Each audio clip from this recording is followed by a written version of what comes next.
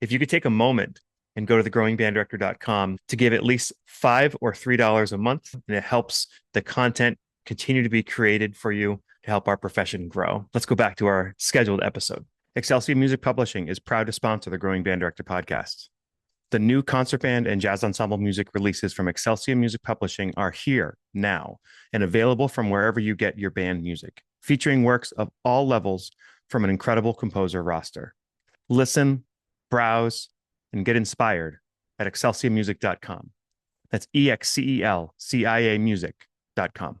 Tuner Caddy is proud to sponsor the Growing Band Director podcast. The Tuner Caddy was created by Mark Casperson, a band director with over 38 years of experience. Like most of us, he was tired of dropped tuners, wasted time, and students fumbling with their gear. So he did what any passionate teacher would do. He invented a solution. Mark designed the original Tuner Caddy after testing 57 different versions. The classic model fits right onto most music stands, holds any tuner, and even has a pencil holder. Then he added the Student Pro, a slimmer, binder-friendly with magnets, so it sticks right to the wire stands. And now there's even the TCT60M, a full tuner and metronome combo that's transposable and includes a 6-foot mic. Super practical and more affordable than most other options out there. The best part is that these tools don't just help kids stay organized, they actually improve how we teach intonation and tone. Tuner Caddy is being used by some of the top programs in the country, from Texas to Virginia, and it's even been on stage at the Midwest Clinic and Music for All Festival. You can find Tuner Caddy at tunercaddy.com, at local retailers, or through Music and Arts, Sweetwater, and Premier Music Teaching Aids. They even offer support for educators writing grants. Check them out at tunercaddy.com. Do you spend valuable time all year correcting students' hand position instead of focusing on the music? Thumb Gummy solves this.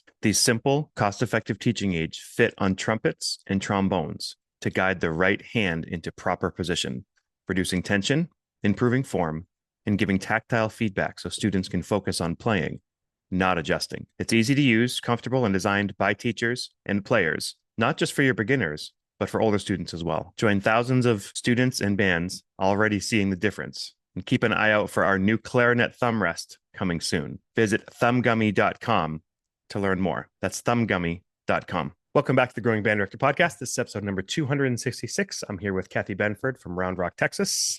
How are you, Cathy? I'm well. How are you? Beautiful. Nice to see you again. Nice to see you as well. I don't know if you can hear it, but I got scales in the background. Nope, can't hear it. You must have a good mic. Yeah. Good. Sounds great. Thanks for meeting today. For For people who my, don't, know you or know where you're from or whatever, give us the Reader's Digest version of your history. so this is my 25th year teaching. I'm just wrapping up the 25th year. And so anybody who wants to send me, what is that, silver anniversary, silver gifts, you're welcome to. This is my 7th year at Round Rock High School. I'm the associate director here. I started as the assistant director, and this past school year that we're finishing up, I became the associate because my very dear friend, Steve Rader, who was the rock drums director, retired. So he was the associate director as far back as I can remember, in 24 years or something like that. And he retired, and I was a natural move up. Prior to that, I worked a little bit on a doctoral degree. I've taught other places. I have a master's degree from Sam Houston State, go Bearcats. Hmm. And I have an undergraduate degree from Southwest Texas State, which is now Texas State University, go Bobcats. And you teach in a place that has head directors and assistant directors. I know Texas is not the only place that has that. Yeah. Where I teach, we don't really have that. It's sort of like you're the band director and that's it. And I know what we wanted to talk a lot about today was sort of, protecting that balance of your longevity and you as a person with, your career, which is both are obviously very important. So, yeah. So sort of what led you to, I guess the first question I had was, you're talking about stepping back from the head director position. Yeah. Yeah. So was there something that led you to that? Like, was there a moment where you said, oh, this is maybe a career path that I want to take? Well, I taught at one school for 9 years, and as an assistant director. Sorry, there was mosquitoes on my office. I taught for 9 years, and I loved it there. I absolutely loved it, but I felt like there's information that I don't know and I can't get just teaching here. And so I went, and I thought to myself too, I think I want to go teach college. Hmm. So I went and got my master's degree. And after that, almost immediately, I was approached by a fine arts director to be a head 5A, now 6A, because that switched right in the middle of teaching at that school um, in Amarillo. So I did that for 2 years and it was great. The kids are great. The community is a little different from what I'm used to coming from Central Texas. I grew up since I was age 10 in Central Texas, and that's where I've done most of my banding world. And so when I moved up there, I was a little more, I don't want to say progressive because it's not like they're country come to town or anything like that, but just a different style of teaching and a different mindset of what the goals were to what I'm used to. And, the BOA, USS bands, US bands, the UIL state marching, like that kind of a goal. And so um, I was just trying to make my adjustments and all of that, and it was working okay. And then my dad got real sick. Mm-hmm.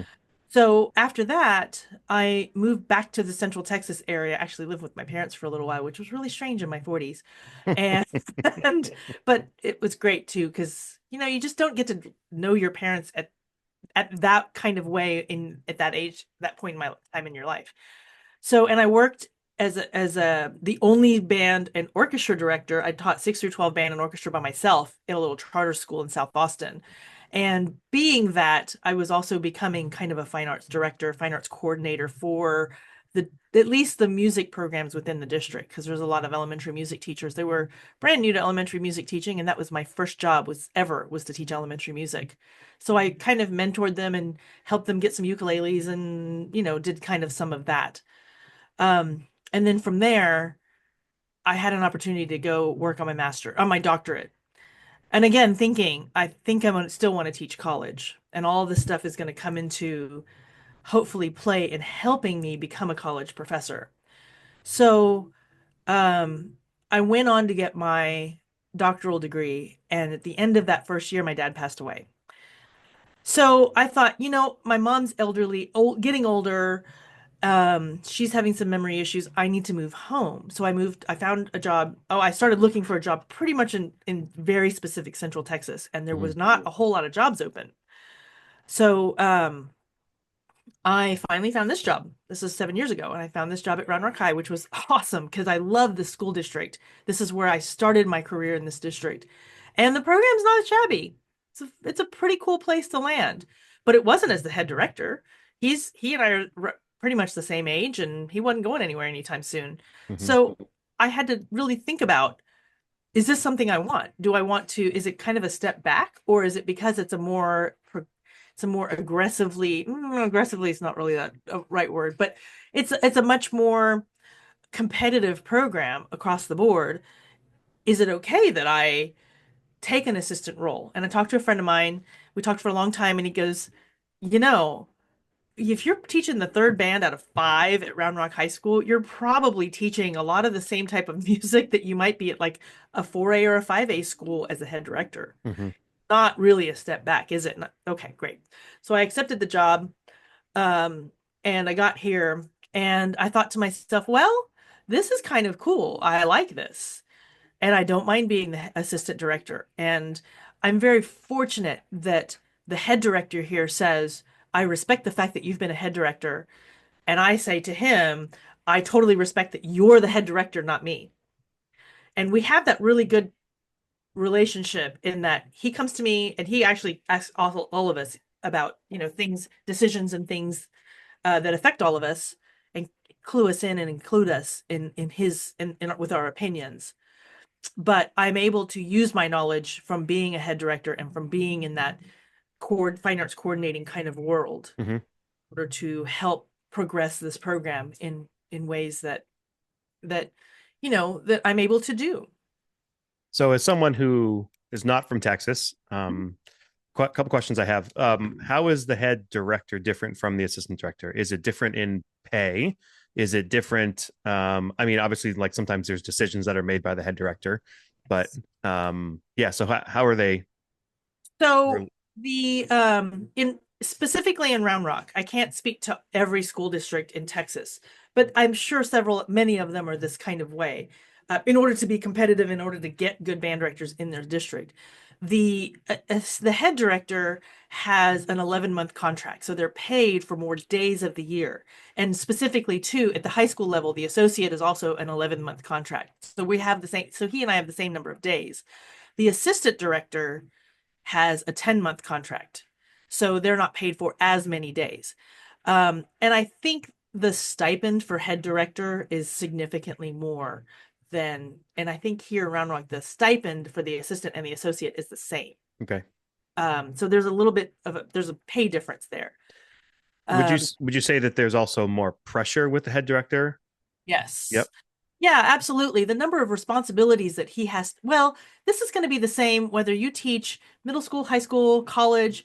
If you teach at the elementary school and there are multiple elementary music teachers and there's kind of somebody that's the lead more so than, or like if you are the fine arts chair of your school, whatever it may be, if you are in charge of making decisions and you are in charge of people who like work with you in a program as a team, whatever decisions and whatever things that they do, that head director, that fine arts chair is kind of responsible for answering for those issues, whether they be good or bad. A really, really good head director will take the positives, the accolades, and not be like, these are my accolades, but share them with his team and especially make sure that he or she acknowledges that the students did it all. It's Yep. we guided them, but they made the right decisions to get us to these accolades. And a really good head director, even if they're like, man, I can't believe that assistant made this terrible decision. They're like, yes, I will take responsibility for that, and I'll guide that assistant director to make better decisions. But that's also on me for not having stepped in and having an understanding that that was about to happen. It was great. You just jumped right to that because my next question was going to be, what are some examples? What are things you see in good head directors? Or like, say you're speaking to a room of head directors as somebody who's an assistant, what are qualities you're looking for from them? And that extreme ownership you're talking about seems like a big portion of that. It is. But as because of the fact I think that um I've been a head director and I've worked in I've taught everything kindergarten through college. And the college part has been as a grad assistant, but I was very fortunate to go to schools in which I was given the respect of, you've been doing this for a minute, you understand what undergrads need in their careers if they want to be a music major because you've done the music education thing for so long. So we're going to give you some autonomy. Really, really appreciate that. But as an assistant director and as associate director, I also have to be a really good one. I also have to be willing to take responsibility and say, "Hey, I'm really sorry, but I screwed this up." Or go to the head director and go, I just did this thing or I just said this thing and it may come back. There's a good possibility it won't come back, but if it does, here's what happened. Yep. And there's a lot of times in which I'll get a specific question from a student or a parent that's just about a particular question, but the way I answer it may not be the company line, or we may not have a company line policy on that. So I'll just copy my colleagues, and so that they're all in the loop of how I answer the thing, so that if a student goes to them and says, "Well, but Miss Benford said," and I don't know, or if they just play mom against dad Mm-hmm. and kind of thing, and they go to one of my colleagues, one of which happens to be a woman. We've got two female band directors here. I'm really excited to say. But says, what it, I just don't know, and they don't disclose that they've asked me already. Mm-hmm. They already have the answer that I've already given them. Can't play that game. I have a follow-up question in a second, but before I want to do a hard right turn here. When we were meeting at Midwest, you were talking about how you sort of have lived in the grade three land with the band that you do right now. Yeah. And you have a lot of experience with grade three. So I don't know if you need a minute to think about this or whatever, but like a piece that you've done this year, sort of in that grade three range that like really hits, that's a real home run with a grade three band. Sang, sang by Dana Wilson. Yeah. Oh, so much fun. And it's unexpected because you're like, the kids are chanting through all of it, and it like grooves and swings, and it's fun. And but you gotta, but it's also, it's repetitive, so it's easy-ish to teach, but it's also really kind of complicated. It's deceptively kind of complicated. And we were fortunate that I just contacted Dr. Wilson and said, "Hey, we're playing your piece, and would you like to Zoom call with our kids?" And he did. So Mhm. it was also really cool too, that he was able to hear some things and say, let's kind of change this a little bit. And so, but yeah, that's a really fun piece. The other piece that we did was Yukiko Nishimura. She wrote a piece. It was her first piece that she wrote for the All Japan Band Contest, and it's called Starship. Man, that's hard. But it's notes and rhythms. It's very accessible. But if you really want to work on like tuning and tone quality and independent line and that's the piece to look at.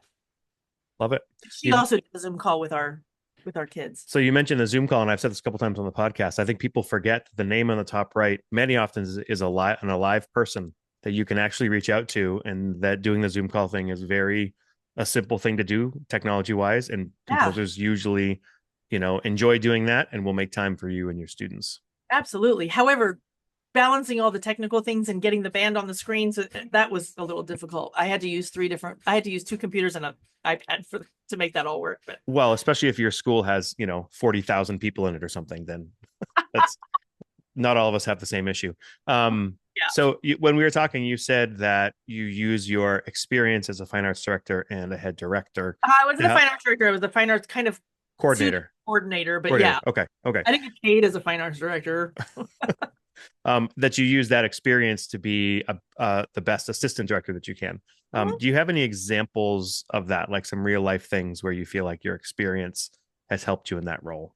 That's a good question. I can't really truly think of anything specific, but I think being having been a head director and and kind of holding myself accountable at that level and speaking to kids with that type of empowerment, um I'm able to speak in a way where I can say this is how it is. Not specifically. I'm not like this is how it is, kids, but and I can speak in a way to the students that is definite and knowledgeable and trustworthy. As far as our team goes, it's kind of a day-to-day thing. I can go to David Mobley as our head director, and I can go to him and say, "Hey, David, I got this email from this parent, and I haven't answered it yet. And you haven't been copied, but I'm thinking, and here's the situation, and I'm thinking about responding this, this, and this. What do you think?" And he'll say, "Yeah, do that," or he'll say, "Okay, but why don't you change this to be this?" And I don't know that, as if I hadn't been a head director and been able to and have had that responsibility to make those types of decisions, and understanding protocol and procedure and all of that, that um, I would have been able to quite make some of those calls, like split decision calls. Yep. But I also know, again, going back to that responsibility situation, that I can't just blanket answer an email or answer a call or give an answer to a thing that might be program related that he's not going to be responsible for. So it's a lot of it is just a straight up respect thing. I'm not coming in here trying to change the world. I'm coming in here to be a part of the program and to help drive the program forward the best way I can. But the best way I can isn't always autonomous. Mhm. I, It's going to be a I part of. I also want to make a distinction here. You're talking about taking a step back because of the turns that life took, right? Yeah, Your dad passed away. You wanted to, move back to where mom was, and that's important. Um, I want to caution. I feel like it's important for younger teachers to push and maybe find where that line is before absolutely. before stepping back, because I think a lot of students coming out of school are looking for their free time, thinking more about themselves than improving a career. And I'm not saying don't take care of yourself. We're going to talk about some ways to do that here coming up in a little bit, but I think it's important people really work hard and they try to get their program, try to do the best they can with everything, but then listen to the stars, if you will, or the things in your life that are happening when it's time to take that step back. Absolutely. And I think that um, figuring out, and for me, not having to make these decisions and not having to, but understanding what the decisions are and having that understanding because I've done it of that responsibility and the decision making process and all of that, being a true like assistant director, associate director to the program and being able to contribute is great. But not having to make those decisions and hold that responsibility is where the beginnings of my work-life balance choices lie. There's been plenty of times that I thought to myself, maybe this is too much for me. Maybe I need to take a step back from the career altogether. Maybe Mm-hmm. I'll go, I'm really good with travel. I love logistics. I love travel. Maybe I'll go work in the travel industry. Something to that effect. But I think that being an assistant associate director, not having and being able to understand that I'm a part of the team, that we all work really, really well together, and that I can function in this place happily. I can take on some of the projects I want to because I'm not the head director. If I want to go and judge a thing, take a few days off and go judge a thing, I can. I'm available for hire. Mm-hmm. If I want to go conduct an honor band, which I've done a couple different times here and there, I have a little bit more freedom to do that. I'm not like trying to run a band program and then disappear and go do that as well. And it's not disappearing, but Yeah. I'm also available for that. Um, then I can because I have a little bit more freedom as not the head director. But I also understand I can't just willy-nilly go every weekend and do that either because I still have responsibilities here and we have a boatload of kids. Right. I think next year's program, if everybody that is scheduled to audition shows up to audition and then shows up for summer band is 332 for next year. Yeah, you talk about having a second marching band. So I mean, I'll just leave it there. I also want to talk a little bit about too the whole work-life balance. And I think that the conception that everybody's the same is just obviously not the truth. I've Right. met composers, very well-known people that will tell you, like, when you're not at work, don't answer email, don't do a thing about work. Like, and even had people like say, I'm not going to meet with you for a podcast session when it's your vacation week. I Mm-hmm. want to do it when it's a school week. Well, I understand the sentiment behind that, but for a lot of people, like, it's not band or talking band that is draining. Like, Yeah. band I is love like talking band. that's like who I am, right? Like, so many of us who are band kids and then grow up to be band directors, it's not that band makes you tired. It's like being in a school and the adolescence that makes you tired. So some people need to just go bike and not do anything with band at home. Yeah. For me, communicating, checking email, doing this podcast, doing things that are like associated to band but not with the band, they help me be a better band director. And to me, it's relaxing, right? Yes. So like, don't judge people who are. I mean, it may not look like they're taking a break, right? But some people say, no, I won't even deal with it on your vacation. That's free. It's like, well, do you know it's actually more stressful for me to go teach 9 hours and then come home and do one with my kids here and doing dinner? I'd rather do one on a day that I'm not doing anything, right? Yeah. So I think for some people it's a hard break about not checking email at night or whatever, and for other people, like for me, I'm more relaxed at school because I know I'm kind of caught up on some different things that I was able to do when I wanted to at Yeah. home. But at the same time, my kids are a little bit older.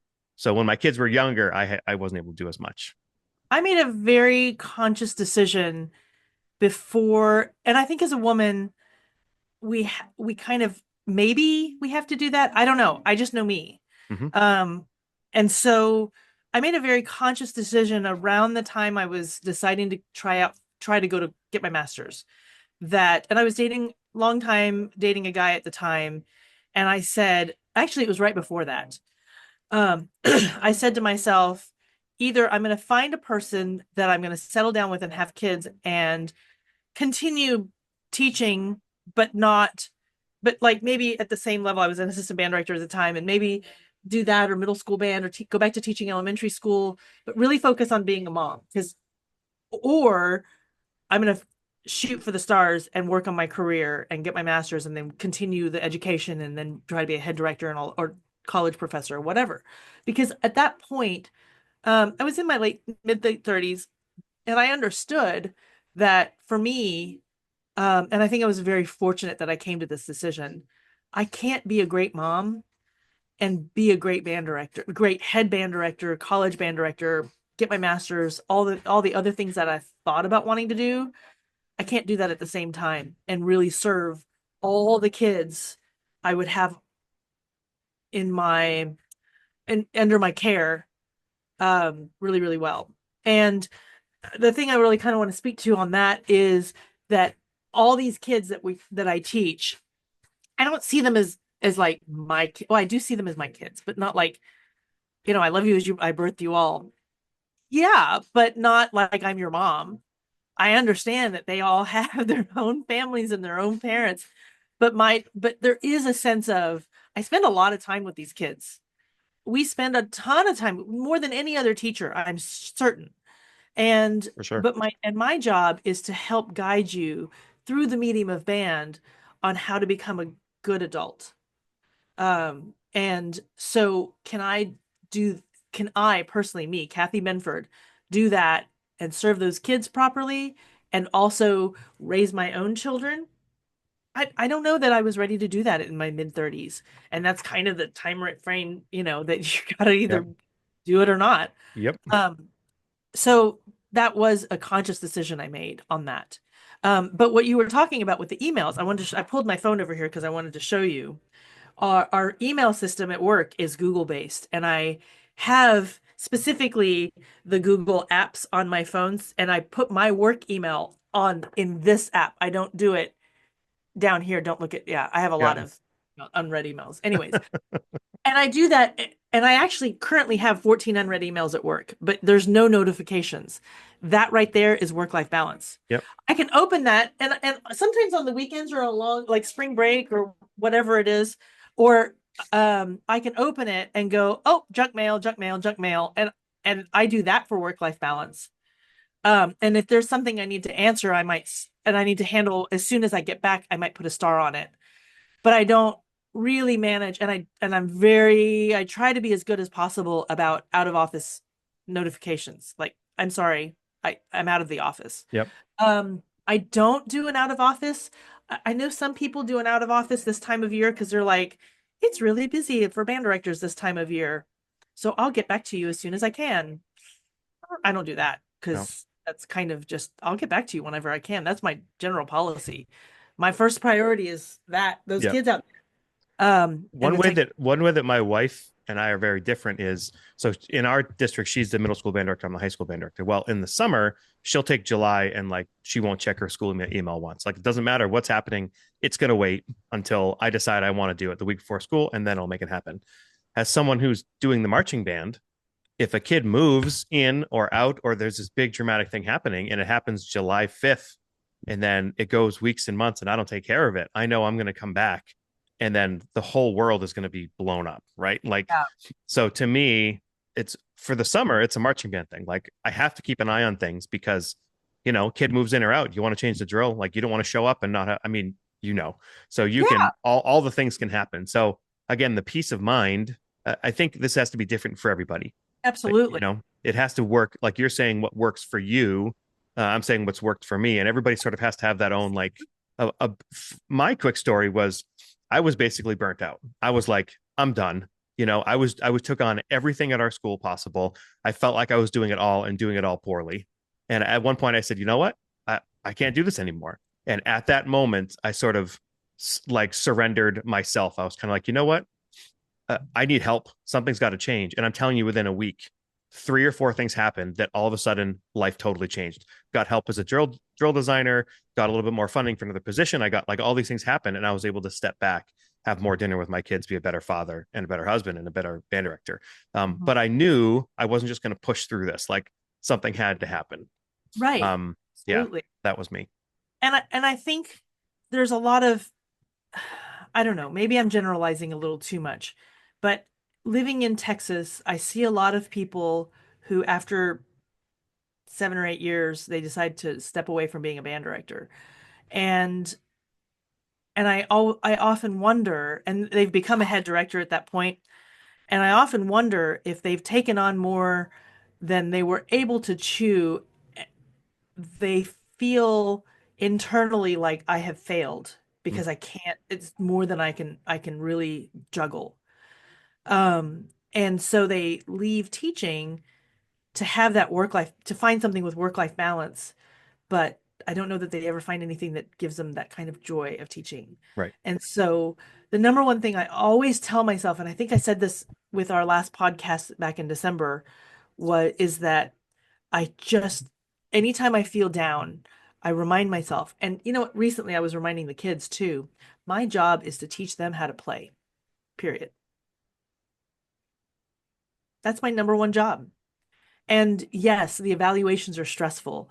And yes, going to contest is stressful. We also don't, in the spring, our concert and sight reading is all evaluations. Mm-hmm. And so in a state where we have no pass, no play, it doesn't count for the spring because it's considered basically like a year-end test for our subjects. Thank you, TMEA, for making that happen, helping make that happen here in the state of Texas. But and so yeah, all that stuff matters. Like we're we're talking to the kids, we're doing leadership stuff, and they're like, how do we want to end up next year? All these candidates, top three. We want to. I mean, why not? Why not reach for this? If you're going to go to Indianapolis and you're not shooting for the top, why go? It's expensive. Mm-hmm. But but but still, in all of that, we want to make sure these kids understand humanity, understand responsibility, understand follow through of tasks, and understand that it's joyous to play. And if I keep myself remembering that, it makes all the other nonsense a little bit more tolerable depending on the day. I have a question for you that's going to come out of a story. Okay. My last Texas event was in 2010. I was down there at UNT at the conducting thing that Corporon does. Yeah. Well, my wife and I thought, oh, it's June. We're going down south. Great. Let's bring our tennis rackets. I'm like, well, that didn't happen. The minute we walked into the oven, I was like, okay, well, we're not playing tennis. Um, so anyway, we were there and talking with a bunch of people who were in Texas at the time, Were and they you were, were you participating in the collegium? yeah, Oh, cool. Okay. I did yeah, that. I was there in 2010. Alan McMurray was one of the people that was there. Okay. I was there 12, 13, 14, 15. Yeah, I was there ahead before that, Yeah. and Cool. I was the dummy who wore a white shirt because I didn't know. And then Dennis Fisher's like, never wear a white shirt when you're conducting. Like, great, I'm glad I taught you all that lesson. Mhm. But I was meeting with somebody there, and they said their district sent them there so that they could keep their job because if in that district if they didn't get a high enough rating at festival, they were Uh-huh. going to be fired and replaced by somebody else. Is that something that like is a thing? It can be. Um, it depends on the school board, the principal, the fine arts director, or lack thereof. Mm-hmm. I think it's less and less. I don't know. I don't know. I only know. Oops, sorry. Kick my desk. I only know what I know. And I really, really know Central Texas. And around here, I don't really see that happening very much. Okay, It's kind of that I don't know. When I was in college, the several times that I've been to college, they say, here's the way you lose your job. You mess with the money, you mess with the kids. And that's kind of what it is around here. got it. Uh, I think that if you don't do well at throughout the year at UIL, um, there will be some conversations and there might be some suggestions that you might want to either remediate or find another place to teach that may be more suited to your style of teaching. Yep, But I don't know that anybody has straight up just been fired because they didn't get ones at UIL. that's good. I laugh because, Yeah, yeah, I mean, one of the things, there's a way to check all the scores around Texas now. It's called Texas Music Forums, and you can go in there and see results. And we used to have a game in which we would just pick a random region and look at their band results for the current year. And we found some that were when you get a 1, 2, 3, like a Division 1, Division 2, Division 3, one from each judge, we call it a rainbow. I saw one where they got a rainbow on the bottom side, a 3, a 4, and a 5. And I'd never Oh, seen that before. So we used to play that little game and I stopped because, oh, sometimes I got yeah. sad for Um, those I, kids, I you know? wanted to talk a little bit about steps that we take to take care of ourselves during the school year. Some Yeah. things that, as you know, we've both been teaching a long time, the things that we've figured out about our routine and ourselves that help us stay, energized and the best we can. I mean, you're probably not as energetic now as you were at the end of the summertime. Same thing for me. Like we're all nearing the end of the school year. So, I'm not saying this like makes it stay away, but um I just want to list some steps of things that I think about and I try to do consistently. I want to hear how you use these or some other ones that I might not have thought of. Um, this is one that is a goal of mine because I am terrible at this stretching daily, Oh, either horrible. either at school or at home. I'm, When the weather's nice, I'm usually pretty good, but here in Maine, it's not always nice. yeah. Drink a lot of water. And I'm not a like I don't understand. I'm not a health professional, but some people say that anything that has water in it counts as water. I don't know, like straight water. Um, Eat to fuel your body, so don't just eat to get full, but eat good quality food, eat protein, eat well. And then lastly, the sleeping thing. Like I sleep 9 hours a night when I'm teaching because I just need to go to bed by 8:30, so I have time on the podium and all that. I could So high five you. I would right now. So um, I usually go to bed I start wrapping up and heading to bed about 8. Again, I don't have any kids. I just have dogs. And I say to them, it's bedtime. And they're like, okay, mommy. And they're chihuahuas. So, they just head to bed. They're used to that routine. But my alarm goes off at 4 every weekday morning. And and I actually don't get out of bed until closer to 5. But in that time frame, I do things that help me wake up slowly so that it's not a shock to the system. I will get on my iPad and that's kind of when I check a little bit of social media. I just kind of scroll like really mindlessly scroll. I don't really fully pay attention to what's happening. Unless something pops up and grabs my attention. I'm like, oh, I want to kind of read that. mm, I have the news on. They say you don't sleep don't have a TV in your bedroom, but I do. And I turn on the news and I just kind of and the morning news is always a slow, easy kind of news. They're not going to hard hitting news. It's at 5 in the morning. Um, and then sometimes I'll do like a on my iPad, I'll do like a jigsaw puzzle, and that also gets my brain kind of working. Some people will do Wordle or something like that. I much prefer like a jigsaw puzzle or Sudoku. I'm much more of a numbers person than words. Words are hard and I'll do that. And then the last thing I do is I take a shower and almost always wash my hair because that is like the last of my wake up brain process. And a lot of girls are like, "Oh, you wash your hair every day? How can you do that? Oh, that's so bad." And I don't know, like my hair looks good. So that's my process of waking up in the morning, and that really really helps me. Yeah, I wish I stretched more. I really do. My yoga instructor really wishes that I stretched more as well. mhm. Um, and so there's all of that. I drink this big bottle that I showed is not near empty, but most days it gets pretty empty. It's got ice in it because I'm of the age where I need to internally cool off. Mhm. But this is a half-gallon Yeti, and this is what I function through the fall marching season because of the fact that we live in Texas and it's like 3,000 degrees every day, and we're outside in it for a good chunk of the day. I actually have a 1 gallon, um, like a igloo kind of water jug, and from there I put it into smaller bottles that I take to rehearsals and things like that, and that's kind of my refill place, and a lot of Mm. that's just filled with ice. And so yeah, water is super important to me. And yeah, I drink coffee. I drink between 10 and 16 ounces of coffee a day, but it's not like I'm not sipping on it all day. I enjoy coffee. Uh, let's see, sleep, coffee, stretch, water, Protein. Protein, yes, eating. I am very much a proponent of eat well. And but I'm also a proponent. I love to cook. I love to prepare mise en place. And like make and I oh one of my favorite things I used to do is watch, well, I still do, like Top Chef, Hmm. and then where they do the little challenges, and sometimes I'll go to the store and challenge myself. Um I usually go to the store on Sundays, which is kind of, so people are like, that's stupid, but I found that the HEB, it's a grocery store chain here in Texas, on Sunday at 3 o'clock, the one I go to is pretty, there's like a little lull so I can get through without it being crazy. And what I used to do, and I really want to start doing this again, is I would challenge myself. I'd find a particular ingredient and try to make a meal off of that. And I got that, and I started doing that a long time ago. And one time I met Alton Brown, and it was on a Sunday.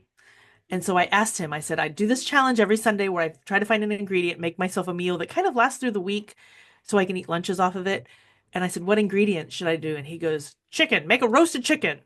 And I was like, okay, cool. So that was also, he thought that was cool that I did that every Sunday. So I somewhat do that.